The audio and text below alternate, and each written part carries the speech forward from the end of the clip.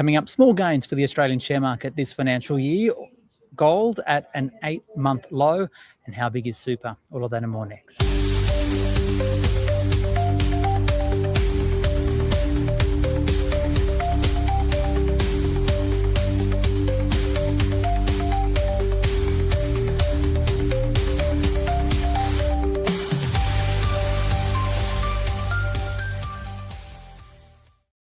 Hi everyone, welcome to the SBS On the Money podcast for this Tuesday, the 30th of June 2026. It's a day where the Australian share market fell 0.5%, but it's the final day of the financial year. The index rising, but just by 2.8%.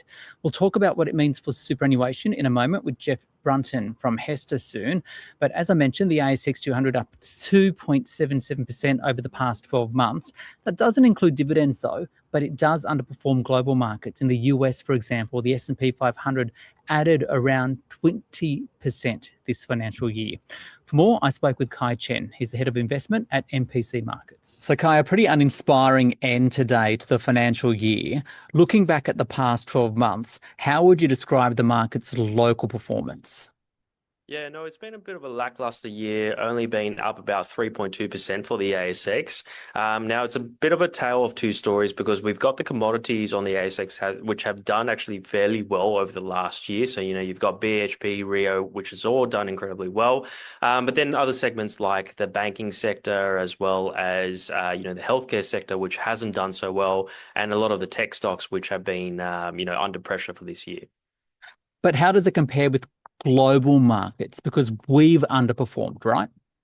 Absolutely. So, in comparison to the US market or the Korean market, and it's been buoyed by a lot of the tech stocks. So in the US, you've got the likes of Nvidia, Micron, Lam Research, all the big chip stocks. The tech, the AI thematic has been very strong this year, especially in the data centers as well as the chip sector, which has buoyed the AI theme. So we're continuing to see that rally, and in Korea, similar story with SK Hynix and Samsung. The continuation of AI thematic. If we look at what's making news today, gold is now at an 8-month low. So if you remember the days of people lining up around the street in Martin Place to buy gold bullion, right? It seems like it was a long time away. What's happened? And is it still an opportunity though?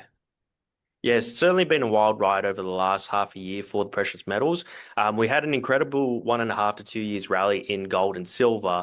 But basically when the Iran war started, there was fears of inflation. And that's caused the flow-on effect of that is actually that there's more talks of rate hikes, both in the US, and we've seen 3 rate hikes in Australia already. So the inflation is the key story, and that's really put a bit of pressure on the precious metal theme. The RBA board meeting minutes out today as well. It reinforced that it will do whatever is necessary to deliver price stability and full employment, and that includes raising the cash rate. Is that still something the market believes will happen? Yeah, there's potentially one more rate hike to come. It's really data dependent at the moment. So the CPI that came out for the May was 4%. So it was within expectations, but it's still above where the RBA band is targeting. Now, we've had 3 rate hikes so far in the year, and that's really put a dampener on the housing market. So there's potentially one more rate hike to come later on the year, but again, it's dependent on inflation. And so now what are you telling your clients right now, and where do you see the opportunities for investors as we head into the new financial year? Yeah, we are seeing a bit of sector rotation. So healthcare on the ASX has been quite downtrodden. So we've had the likes of CSL and Cochlear, which has taken an absolute beating in terms of share price, as well as Telix. But we are seeing some green shoots there because the valuation for these companies are extremely low. And I think it presents a good opportunity for those people who haven't got them. That's Kai Chen there from MPC Markets. Now, despite the small market return, researchers at ChantWest say the median growth option is likely to have returned 9.2% over the past 12 months. It's not a bad superannuation return. To tell us more, including his reaction to a new APRA report highlighting the importance Australia's growing super sector is having on the nation's financial stability, I spoke with Jeff Brunton. He's a Deputy Chief Investment Officer at Supergroup HESTA. Jeff, first of all, looking back at the year that was, what drove the markets? Ricardo, it was a very interesting year. We had resilient global share markets were a key driver of the strong performance over the year, but it was a year of high volatility and high uncertainty with central banks first reducing rates and then having to change course and increase interest rates. We had inflation remaining elevated, and markets were swimming from optimism to pessimism as geopolitical tensions were rising. And then the sharpest jolt came in March with the escalating tensions in the Middle East, triggering an energy supply shock. And markets fell in the immediate aftermath before steadying.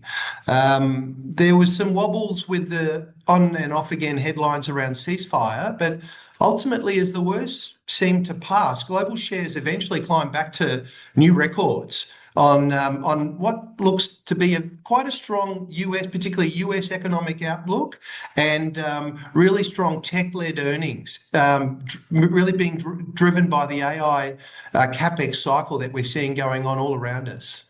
If we look at superannuation more broadly, right, and super funds, Chant West told me today that the median growth fund is expected to have returned around 9% over the financial year. That's despite the local share market up around about 3.5% only. Why the outperformance? Is it because of this diversification into those larger overseas markets that you've just mentioned about? And should investors be happy? Yes, Ricardo, I think investors should be happy this year. Strong performance like this translates into real growth in our members' retirement savings.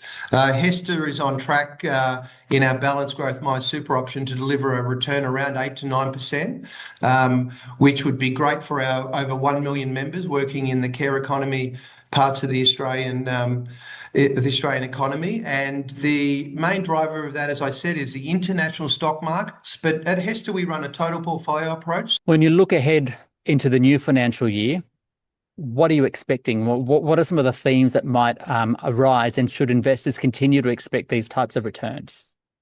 Yes, heading into the new financial year, we're optimistic about the opportunities for long-term investors. We're going to stay focused on diverse investments in areas where we see compelling long-term value, areas including healthcare, housing, climate solutions, artificial intelligence. We do see inflation being a bit higher than in the long run, and we do still think that there'll be ongoing political uncertainty. But on the whole, we're going to continue to work very closely with our overseas partners to ensure that we bring about great long-term outcomes for our members. I want to focus now, if we can, a little bit on a report released by the corporate regulator today, APRA. It says Australia's biggest super funds have become so large that their decisions can either stabilise or amplify a financial crisis. Do you think funds like HESTA now see itself as more than just a retirement fund, but as a critical part of Australia's infrastructure? Yes, typically super funds, including HESTA, invest over very long-term horizons, investing right across the economy. What's good for our members over a 30-year horizon is usually good for the stability of the system as a whole. Super's long-term patient capital has long been a stabiliser and a steady influencer of the economy, not a source of stress. We have the ability to ride out the volatility and look through the volatility rather than amplify it. And in doing so, we provide certainty.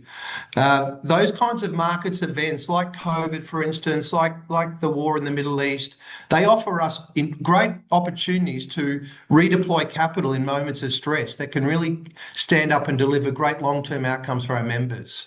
That moment of stress is quite interesting because APRA has brought that up a couple of times in its report. It has some concerns about size and concentration. I mean, APRA is warning that the decisions by just a handful of very large funds could have outsized effects across the economy. What's your response to that? And what kinds of responsibilities does that leave organisations like yours with? Yes, well, we need a strong, well-regulated superannuation system that's in our members' best interest. We are very conscious of our responsibilities and impact we have as a large fund managing more than $100 billion on behalf of our 1 million members. As a long-term responsible investor, we use our scale, we use our positive net cash flow from our members and our long investment horizon to really invest for tomorrow. We think that investing patiently, managing that long-term financial risks like climate, also being an active steward of the companies we own, is what makes a large fund a steady influence rather than a destabilising one.